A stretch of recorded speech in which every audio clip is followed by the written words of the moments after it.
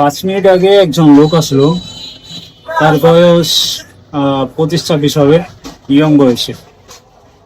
কেন আসছে? যে সে সারাদিন কোনো কাজ খুঁজে পায় নাই, সেই জন্য কোনো খাবার খেতে পারেনি। ঠিক আছে, আমার কাছে আসছে 20 টাকা ধারের জন্য। সে হচ্ছে আমাদের এখানে একটা মার্কেট আছে, কিছু মার্কেট আছে এইখানে নাকি সে লেবারি কাজ করে। তো আজকে নাকি কোনো কাজ কাম নাই, সেই বিধায় কোনো মানে কোনো টাকা ইনকাম করতে পারে না। এই জন্য সে আজকে রাতে যে খাবারটা খাবে বা বিকেলবেলা বা দুপুরবেলা যেটা খাইছে বা খায় নাই হয়তো, তো রাতে যেটা খাবে সেটা এখনো নাকি খেতে পারে নাই, সে টাকা হয় নাই। তো এই জন্য আমার থেকে 20 টাকা ধার নিতে আসছে। সে একটা রুটি খাবে প্লাস একটা চা খাবে। তো জিজ্ঞেস করলাম যে এখানে আপনার বাসা কোথায়? বলে আশেপাশে কোথাও বাসা নাই, আমি বলছেন ব্যাচেলার থাকি একটু দূরে। দূরে কোথায়? একটা এলাকার নাম বললো।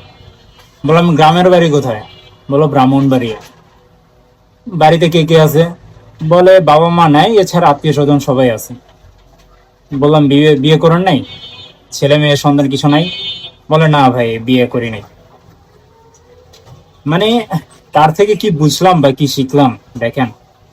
মানে আমরা হচ্ছে একটা সুন্দর জায়গা বসে আছি, আমি ব্যবসা করতেছি ছোটখাটো, আরো মানুষ যারা কাজ কাম করতেছে, ব্যবসা বাণিজ্য করতেছে, তাদের একটা রুচি, মানে রুটি রুচি আছে। কিন্তু শহরে এমন হাজার হাজার মানুষ আছে যারা রাতের পর দিন, দিনের পর রাত না খেয়ে খেয়ে পার করতেছে। মানে তাদের সাথে তুলনা করলে আমরা কি অনেক গুণ ভালো আছি না? হাজার গুণে ভালো আছি।